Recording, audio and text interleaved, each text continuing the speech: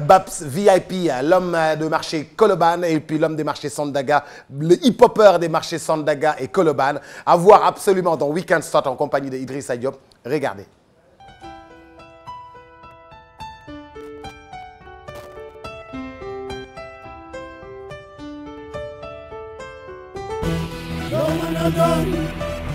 Como na don li wete wor mooy muridula ñaari rakki ca Ndar mooy bu Bamba Congo su demuloon Congo góor ñi musuru cuuraay gongo alumanta salaam wamin ka salaam wadd xilni jannatu daar salaami tabarakata wa ta'alayta yasal jalaali wali kiram Bamba wan nañuy kiram moo tax ñuy sukk di raam jaajëfe Serigne Touba aduna mën a war nañu baax ñu fi daa war ñu bon ñu fi daa war Xaadimu Rasuul ñu war ko lool Cerno jiitu woon fa Ndar tàng fa tàngaay gu tar ñu naan bu yegsee dinañ ko kar mu fay nu roog gaynde gu ngar maam Bamba Touba Bamba njaarim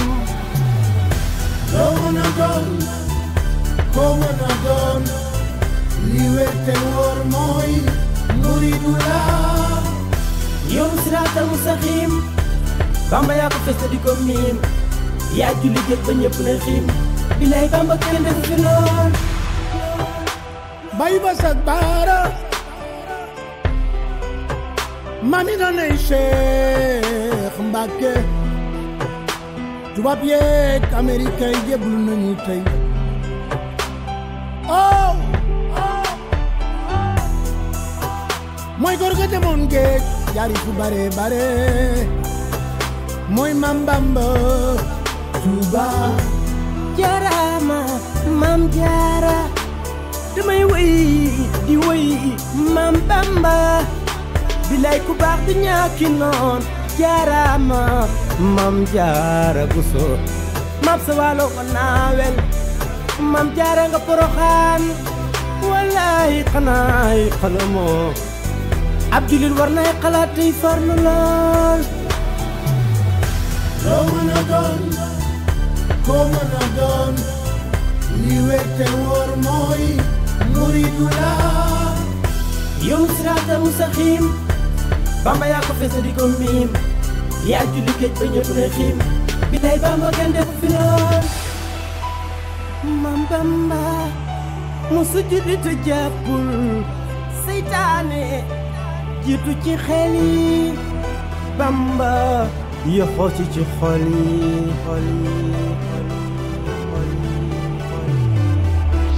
muridula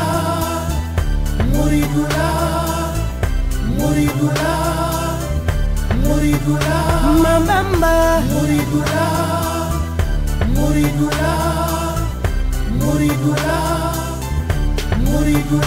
Maam Bamba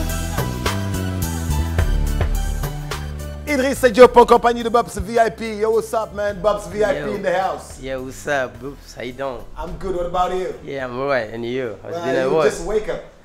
Yeah, I'm just wake up early today. I wake up early, you know what I'm saying? Because I was waiting for your calling, though. Yeah, I'm here and we're on stage. Salam alaikum, bonjour. Mais bonjour Babs. Mais vous allez bien. Bonjour Babs, bonjour Boops. Yeah, mais bonjour père. maa ngi leen di nuyu leen sant leen gërëm bu baax a baax. ñu ngi lay siyaar. et puis di kontaan teew fii parce que. c'est un plaisir. C'est un plaisir partagé. C'est un plaisir pour nous de vous avoir sur le plateau. suma gars yi nga. Yeah man. Alors, nous venons de voir un titre assez spécial dans la composition musicale. Babs, yàgg naa la gis sa vidéo yàgg naa déglu sa musique depuis le premier single bi ma woowee Colobane ne ma kaay déglu li sa place ba tey. C'est vrai. Mais c'est une première dans ce style-là pour toi. musuma dégg nga def lu mel ni. waaw parce que boo xoolee lii def naa ko bi mooy 3e fois. def naa benn vidéo bu ñuy wax Serigne Bassirou. sans style bi la ak Seydina Mohamed bi. boo xoolee boobu instrument bi ay clap laay def rek. mais sans même style way bi la. mais bii nii équipe nationale bi tam aussi am na vidéo même chose. mais bii nii dafa spécial dans le son. Yep. dafa spécial dans le son. et puis ni nga tegee baat bi. da nga mel ni da nga daboog père. yéen ñaar ngeen dabu. est-ce que ça a été un travail fait et réfléchi dans le studio. waaw xam nga rek foofu moom dañ fa jéem a am jikko kàkkataar quoi. comme père xam nga nekk na nit boo xamante ni itam yàlla may na ko loo xamante ni moom rek la. voice am is special you know. du everywhere nga koy gis you know.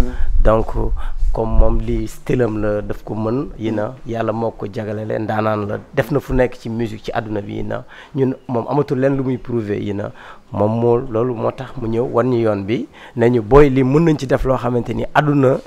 non père dañuy toog ba 2 heures du matin sax mu woo ma ne ma boy est-ce que xam nga li nga def yow lii fii ma la yóbbu adduna bi dinañ la dégg moo ma ko wax mu ngi nii.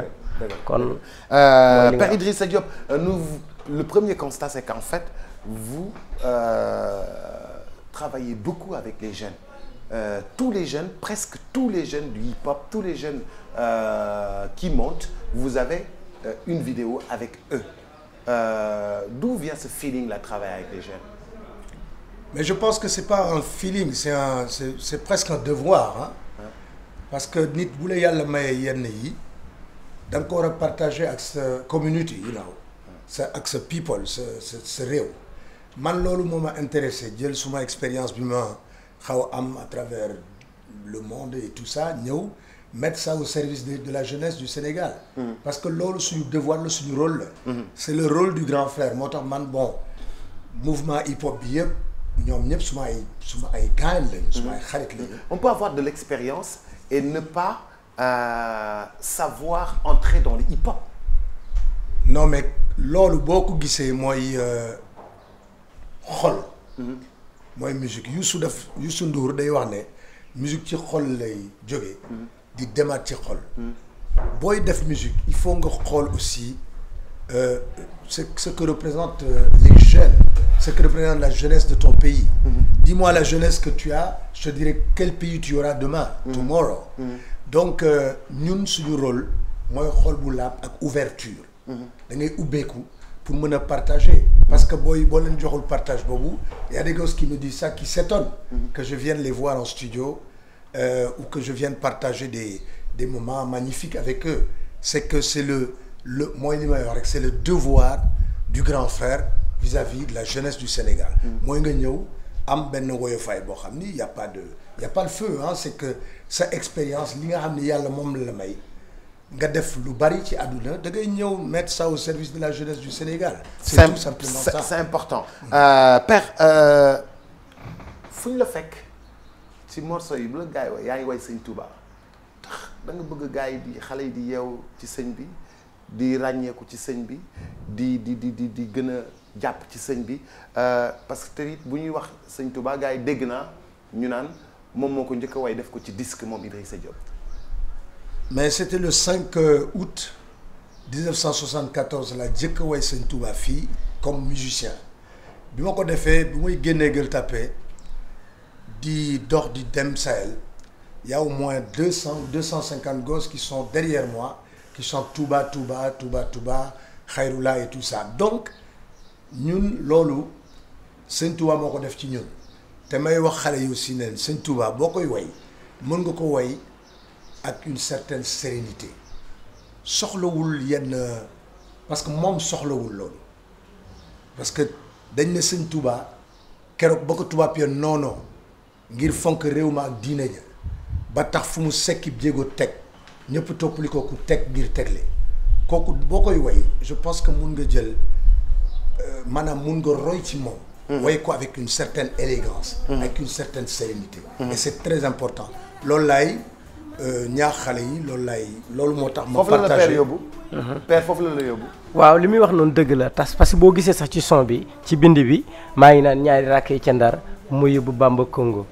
su demuloon Congo góor ñi mosu ruccu ray gongo je pense que Sëñ Tuubaa bañ bi mu bañ biro Ndar moo tax ñu yóbbu ko ci yoon boobu mu dem nag ba ñëw tey kon dafa am benn cër bu mu am ci diini ji comprendre nga léegi bi mu wootee Mouridullah mooy yoon bi jëm ci yàlla moom la ñuy wax père di def ci refrain bi loo mën a doon ko mën a doon li wér te wóor mooy Mouridullah donc Mouridullah je pense que dafa yaatu képp kuy wax asadu an laa ilaha illallah wa asadu anna muhammadan rasulullah yow muridulaahi nga képp koo xamante ni yaa ngi ci yoon boobu rek mooy yoon bi wóor. Babs VIP àndandoo ak Père Idrissa Diop alors Père gis nañu tamit vous Babs single kese la. single la. Et ça vous travaillez sur un disque. incha allah dina dem ci benn album. incha allah incha allah alors Père dañu gis aussi bu ñu la amee dañuy profité le Sahel la légende de Dakar suma benn xarit daf ma doon nettali ne ma grand yu garaaw lañu ñoo fi tegoon tànk ma ne ko ma ne nettali ma mu may nettali ne ma grand yi gis nga boo ñëwaan Sahel Ndiouga Kébé fa Ndiouga Kébé daf leen jëndaloon seen guitare yi bu ñu daan guitare kii day tàkk. maanaam waaw day pédale yi day tàkk affaire yi day tàkk bu paay daan bu grand yi daan jouer pour dugg foofu sax problème la woon il fallait être un privilégié pour entrer au Sunset Sahel et ça dans le temps et le Sahel la légende de Dakar a déjà ressorti un disque qui fait fureur en France parce que ñun Sénégal xamuñu loolu disque bu mag bu génn ñun Sénégal ay 6 mois 7 mois après ci lañ ciy topp di wax mais ça fait fureur en France comment ça s'est passé. tey nag bon nouvelle bi la bonne nouvelle jërëjëf Serigne Touba la bonne nouvelle c'est ça mooy le Sahel dañ ko reformer avec une grande maison de disques d'ailleurs Youssou Ndour il va être très très content de savoir que parce que c'est son histoire Youssou la donc il va être très content de savoir que Sahel reformer nañ ko. Le secret a été très bien gardé nag. Depuis presque 1 an et demi ñu ngi koy togg disque bi génn na il y a 3 mois c'est avec une maison de disque bu ñuy wax Celluloid Melody. D'ailleurs Celluloid Gilbert Castro c'est le premier gars qui a cru en Youssou Ndour en France. Gilbert Castro. Oui, Gilbert Castro il y a 40 et quelques années. moom moo jëkk il fait partie des gens qui ont cru à Youssou Ndour génneel ko son premier album donc Youssou sera très touché de savoir que génne na waat nañu cet album là le Sahel de Dakar et c'est la légende la légende de Dakar bon donc on va faire un concert assez exceptionnel enfin un concert on va dinañu installer wu daal dans un endroit bu ñuy wax le Melting Pot Club mi ngi nekk à Paris tous les vendredis et tous les samedis à partir de fin septembre. À partir de fin septembre. waaw le Melting Pot Club mi ngi nekk au 56 rue de la Fontaine-au-Roi dans le 11e métro Goncourt et métro Parmentier Ménil Bontemps par là. Okay. Donc ce qui veut dire que loolu yëpp dañ ko jël teg ko ci loxo. Medoune Ricky Ndiaye bi nga xam ne mi ngi Paris moom mooy manager tout ça vraiment ça c'est le truc bu nga xam ne nag tey nouvelle boobu laa leen indiloon tey quoi. mais vraiment. C'est tous les anciens Ricky Ndiaye. waaw Ricky bu grand Ricky bu Youssou Ndour. grand guerrier. Voilà grand guerrier. grand Ricky. Ricky Ndiaye à Paris que nous saluons au passage. grand Ricky grand bu nice grand bu très bien. Le Sahel la légende de Dakar un disque qui tourne merveilleusement bien actuellement en France alors qui vient de sortir nous avons en tout cas le temps de féliciter le Père Idrissa Diop. Le Sahel a été reformé et va se baser en France à partir de fin septembre Inch'Allah et tout cela entre les mains de Ricky Ndiaye à Paris en France alors Babs yow yaa ngi dëkk Nganda mën nga ma wax foofu lan nga fa def comme activité ak lan ngeen fay waajal yéen comme activité. waaw comme jeunes yi nga xamante ni dañu nekk dëkk Nganda nekk fii à Dakar dañu def benn amicale muy association de jeunes ressortissants de Nganda. Nganda fu mu nekk. Nganda 36 kilomètres de Kaffrine. à 36 kilomètres de Kaffrine. waaw benn commune la. au fait dañu am benn xalaat bu rafet ay jeunes yu ndaw. ñu ne dëkk ba poste de santé bi dañu néew doole amuñu dara ay 36 kilomètres bu ñu buggee dem hôpital. ay saret ay njëmbat la ñuy dugg yoon bu bon. tu vois ñoo ñëpp booloo bëgg a ànd pour liggéey Nganda moo waral ACRN bi. pour jàppoo. dooleel association des jeunes ressortissants de Nganda à Dakar. à Dakar. voilà léegi problème bi mooy dañu bëgg collecte de fonds pour dimbale suñu poste de santé lu ñu waaye mën a dimbale rek te yàlla tax. ñu bëgg dem ànd partager ak suñu mbokk yooyu nga xam ne dañu nekk foofu ci àll bi. néew doole. da ngeen fay def set setal def fa conférence def fa match de football suivi d'un concert. loolu kañ la. loolu ça sera lendemain tabaski. lendemain tabaski ak troisième bu waa ngand yëpp demee tabaski ji. voilà bu ngeen di génn may tëj buntu Dakar bu ngeen di génn may tëj buntu Dakar. mais kon boo tëjee may bàyyi ba nga génn. non am dama di bàyyi ba nga génn. non tabaski damay bàyyi ba ñëpp dem. génn ma tëj autoroute bi tëj. non mais suñ mbokk Fatick yi mën nañ jaar ci géej gi dugg Joal. non déggoo ma de. jaar port beeg yëpp laay tëj. non Boubs mais ma kontaan vraiment partager une émotion assez spéciale avec Babs VIP parce que c'était un souhait parce que je le vois dama koy gis il habite tout le mouvement hip-hop moo leen di solal moo leen di xam nga moo leen di taaral maanaam dàll yu garaaw yi yére yu garaaw yëpp mooy koy jox hip-hopeur yi taaral donc ma xool ne mi ngi def benn jéego bu rafet ci mouvement hip-hop bi te mi ngi teg il a une voix assez spéciale man ñooñu rek laay jeex ci game bi quoi. C'est important. Vraiment nit ku woyof nit ku dëgg la kenn la nit ku baax. merci grand Père Idrissa Diop merci beaucoup. et merci d'être passé sur le plateau de Weekend Start. Ça a été un plaisir, so happy to be here with you. I'm happy too. Babs. waaw DJ ñu ngi lay jaajëfal di jaajëfal groupe Futurs Médias yëpp di wax ne Sénégal benn bopp la kenn mënu ko xar ñaar. ñu ngi profité di souhaiter suñu Lions yi ñu am ndam tey. di wax ne Sénégal képp koo xamante ni déggu la sa tur wala waxuñu la ñu ngi bëggee ñëpp waa Sandaga ak Maris sama soxna Khady Diop sama yaay papa. dëgg la. maire yi ak sama doom yi ñëpp maa ngi leen di bëggee. ak Père Idé One Love Kase Sikki Munana Demba Aw Samba Abidjan.